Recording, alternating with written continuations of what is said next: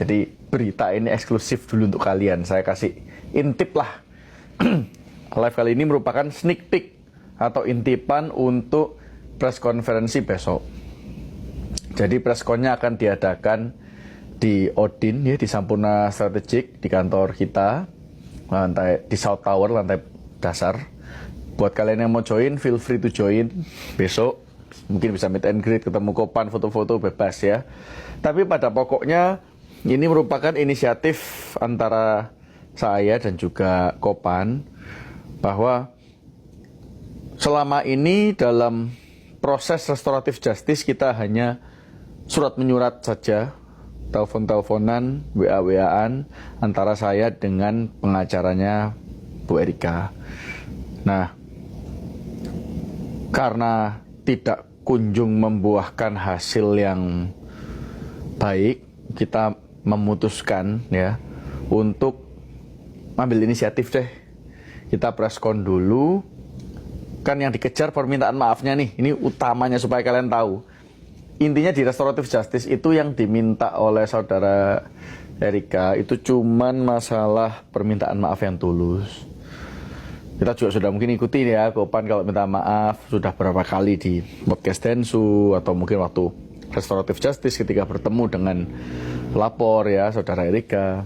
Tapi mungkin dirasa kurang gimana gitu. Padahal kita sebagai lawyernya dan sebagai fans-fansnya mungkin juga tahu bahwa penyesalannya cowok itu ya kadang tuh nggak dari ucapan, tapi dari tindakan juga. Contohnya Kopan udah berubah, dulu sering live bareng kalian, ngomong ngalor ngidul, ngomong-ngomong yang nggak penting-penting ya.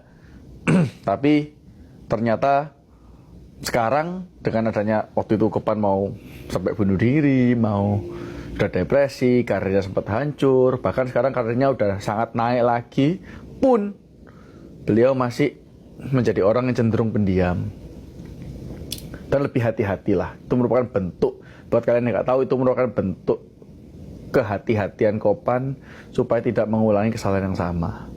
Bahkan ini saya dapat kesaksian dari teman saya sendiri ya. Kalau nggak ada koneksi atau apa itu sekarang susah untuk masuk ke ruangannya Kopan waktu selesai atau sebelum atau sesudah acara nge-DJ, karena manajernya nolak, terutama cewek. Takutnya nanti kejadian yang sama terulang lagi.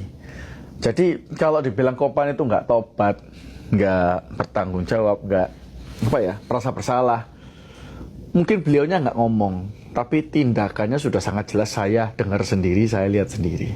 Kan kalian juga tahu saya berapa kali juga ikut beliaunya untuk manggung kan.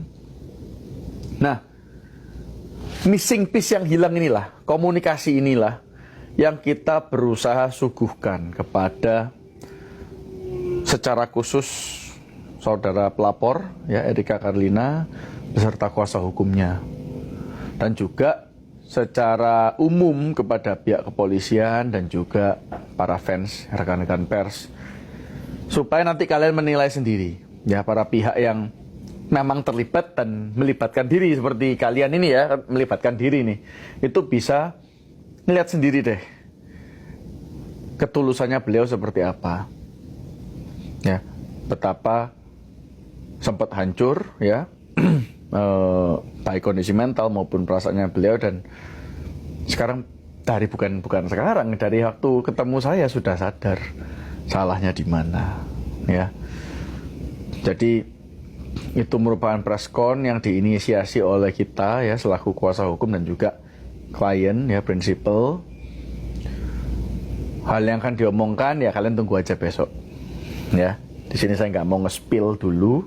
Besok saya juga akan live kan dengan cara yang sama lewat TikTok ya. Nanti kalian bisa undang teman-teman. Mungkin saya mau bikin pengumuman sekalian deh nanti via TikTok juga supaya bisa ditonton oleh kalian juga ya. Itu aja sih sebenarnya mau saya bahas hari ini. Jam 4 sore. Jam 4 sore ya, mungkin ada telat-telat sedikit, kalian sabar tunggu ya. Coba akan saya nyalakan waktu jam 4 supaya kalian juga bisa ngikutin proses sebelumnya. Nanti rekan-rekan media juga sekarang sudah, Bu Amel berapa ya yang confirm? 15 ya? Ya 15 rekan media sudah confirm. Ya kita lihat besok gimana.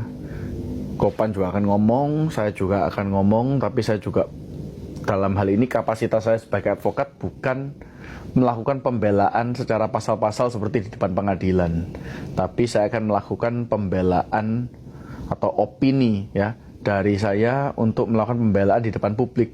Sama kayak di negara common law itu orang Amerika biasanya kan gitu.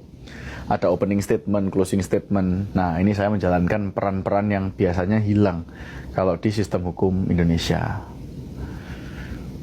Nggak tahu lagi, saya nggak tahu siapa yang mau hadir dari pihak Erika. Saya sudah memberikan salinannya ya, salinan pengumumannya kepada pengacara beliau. Ya, harapan kita dengan adanya press con tersebut, pihak pelapor, saudari Erika Karlina bisa melihatlah ketulusannya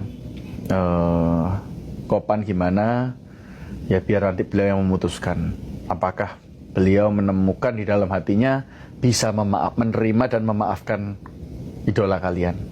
Ya karena dua-duanya kan sama-sama orang penting guys, ini aset nasional. Ya satu artis yang sudah veteran lah, semi veteran lah menurut saya. Kalau dibilang veteran juga belum karena kan masih muda ya, relatif muda, lebih muda dari saya kalau nggak salah. Terus Kopan juga DJ lagi rising star, semua ini orang penting. Kalau bisa sama-sama cepat selesai supaya sama-sama bisa fokus ngejar karirnya. Ya artis papan atas, nah itu mungkin lebih tepat ya. Jadi meskipun kalian pilih sisi gitu ya, oh saya timnya Mbak R, saya timnya Kopan, tapi nggak bisa dipungkiri bahwa prestasinya mereka berdua ini bagus untuk pencitraan Indonesia. Dan kalau ini diteruskan dan berkepanjangan nggak jelas seperti ini, juga nanti merupakan akan menjadi cerminan yang buruk gitu buat kita. Karena banyak artis internasional juga kita dengar menanyakan kenapa kok di Indonesia ini kasus-kasus yang viral tuh seperti itu. Kenapa nggak fokus sama karya-karya musik dan kolaborasinya DJ Panda? Kenapa kok tidak fokus pada next movies yang akan ditelurkan oleh Erika? Jadi saya rasa itu stigma yang buruk ya buat Indonesia secara keseluruhan. Ya, jadi itu aja pesan dari saya. Ya kalau bagi kalian di sini ada yang mau ngompor-ngomporin ya terserah, kalian bebas berpendapat selama bukan merupakan tindak pidana juga. Saya bisa apa kan? Itu hak kalian. Live ini terbuka juga secara umum bagi yang follow saya maupun nggak follow juga bisa kok nonton. Ya nggak apa-apa. Ya, it's okay. Kita lihat aja besok. Yang penting dari pihak kita sudah ada inisiatif yang positif ya untuk meminta maaf secara publik. Dan juga ada sesi tanya jawab yang pendek. Pastinya nanti ada sesi yang saya harus off air kan ya.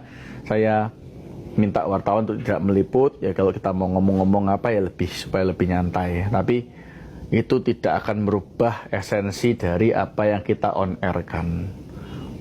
Ya. Oke. Mungkin itu aja dulu sneak peek dari kita. Oh, Kopan dia hadir dong, supaya kalian nanti punya yang mungkin besok nggak sempat nonton atau ada yang deg-degan nih, apa spill dong Pak pengacara segala macam ya, ini spillnya ya supaya ada sesuatu lah ya, damai lebih indah ya. Kita lihatlah ya, saya nggak mau mendikte salah satu pihak. Untuk kalau Kopan pasti saya dikte ya, soalnya kan klien saya, tanggung jawab saya nih. Tapi kalau pihak seberang, saya nggak berhak untuk mendikte, menyuruh atau apa siapa saya. Landasan hukumnya apa untuk saya menyuruh damai aja lah, damai aja lah.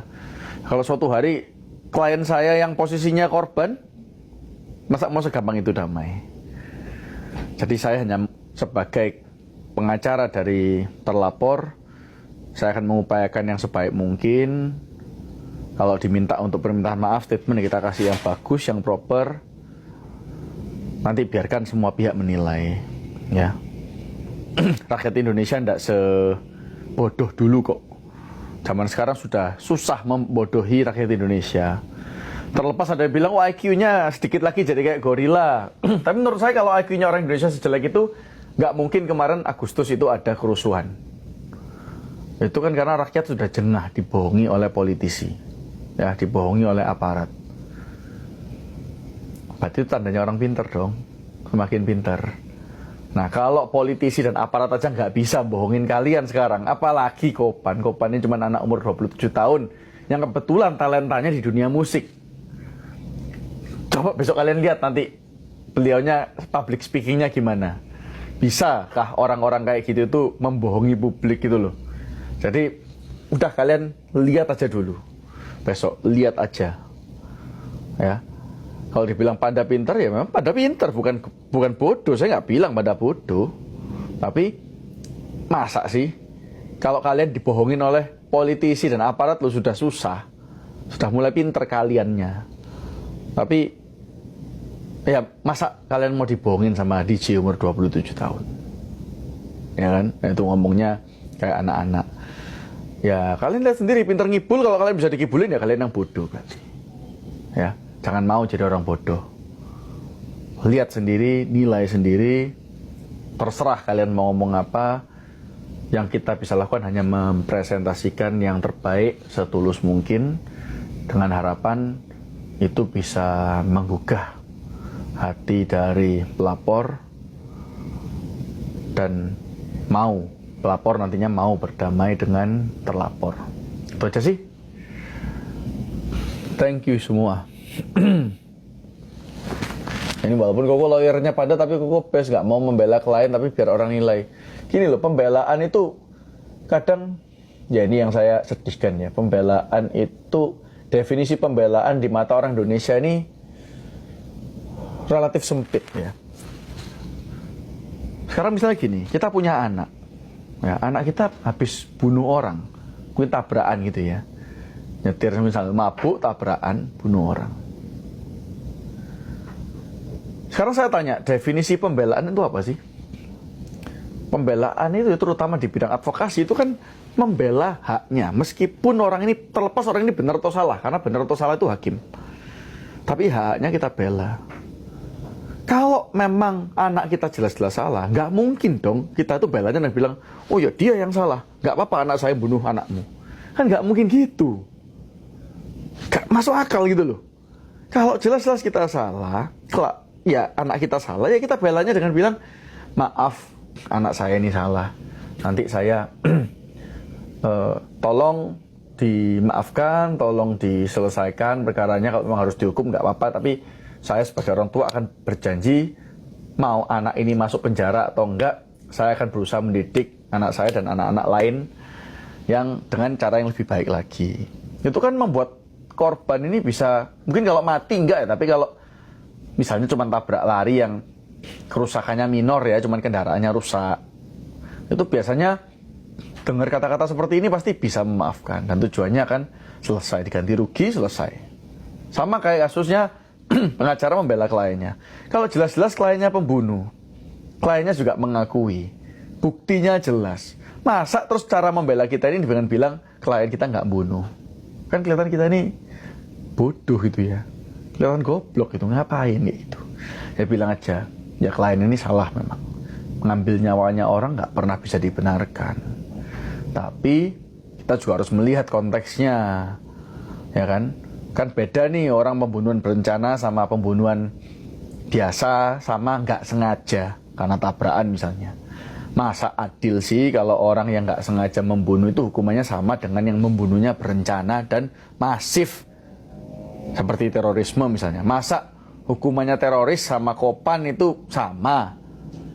Kan ya nggak adil dong jadinya. Sama seperti kita sering membandingkan, masa orang nyolong ayam sama koruptor sama-sama 4 tahun? Kan jadi nggak adil ya. Nah, keadilan ini yang kita bela. Bukan kita membenarkan apa yang salah.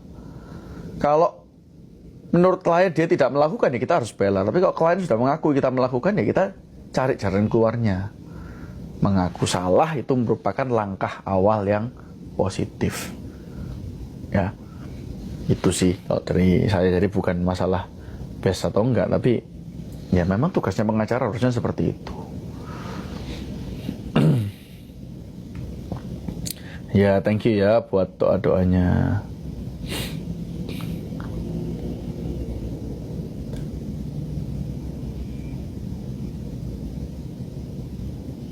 Nah, dibilang, oh ada yang bilang Panda pinter, Erika pinter, ya semuanya pinter. Kalau nggak pinter nggak bisa sukses. Lebih sukses loh mereka dari kita-kita ini. Kita-kita yang gabut di jam 3 sore. Ya kan? Udahlah. Kita ngapain sih harus mengkritik orang yang lebih tinggi dari kita? Masa pernah saya menghina-hina posisi pelapor? Ya, saya tahu kok tempatnya, tempat saya. Beliau jauh lebih sukses, lebih terkenal daripada saya. Hak saya apa untuk menghakimi beliau? Saya bukan hakim juga kok. Ya dua-duanya sama-sama orang apa ya, sukses, aset nasional. Kalau enggak kan enggak mungkin pengikutnya banyak. Jadi dua orang hebat ini, mari saya cuma bisa menghimbau untuk kita mencari jalan keluar terbaik agar dua-duanya bisa melanjutkan karirnya dan keep on mengharumkan nama bangsa. Itu sih kalau harapan saya ya.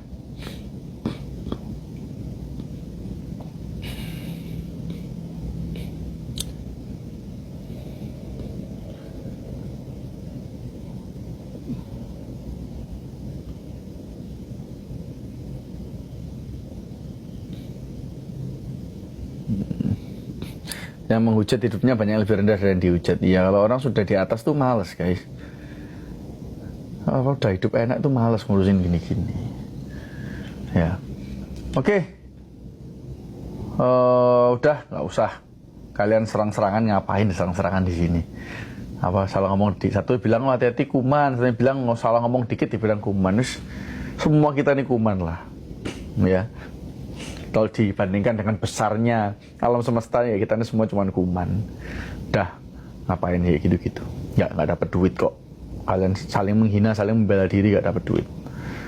Ya, nggak membuat karir kalian juga tambah bagus. Kalau kalian nge-DJ mungkin lain. Kalau kalian main film mungkin lain. Kalau kalian jadi pengacara mungkin lain. Tapi kan enggak. Ngapain? Saya cukup didoakan saja ya. Saya mohon dukungan dan doanya supaya bukan supaya klien saya menang, ini kan belum sidang, nggak ada menang kalah. Tapi supaya para pihak bisa menyelesaikan ini dengan baik dan bisa melanjutkan karya-karyanya dan mengharumkan nama bangsa. Itu aja sih. Ya biarin akun Rara jelek-jelekan yes. Aku nggak peduli. Saya nggak makan dari sosial media sini kok guys. Cuman buat fun-fun aja sama personal branding. Oke, thank you semua. Saya izin tutup karena saya harus ngecek lokasi press con-nya untuk besok. Ya, thank you, udah hadir, bye bye.